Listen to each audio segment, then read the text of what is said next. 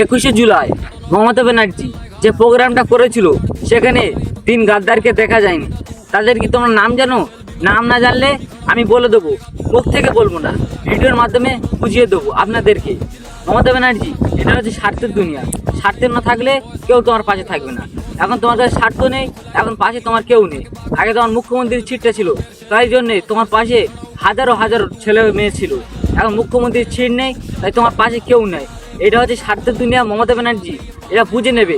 যারা কথায় কথায় বলতো আমরা মমতা দিদির ভক্ত, তারা আজ বুঝিয়ে দিল স্বার্থ না থাকলে কেউ দিদি এখন থেকে লোক চিনে নাও। আজ 21শে জুলাইয়ের মঞ্চে দেখা গেল না এই 3 গাদ্দারকে, যারা ভোটের আগে সর্বসময় মুখে বলতো আমরা দিদির সৈনিক, আর কথায় কথায় নৌশাদ সিদ্দিকী ভাইজানকে বাজে ভাষায় আক্রমণ করত। তাদেরকে আজ আর দেখা যায় না।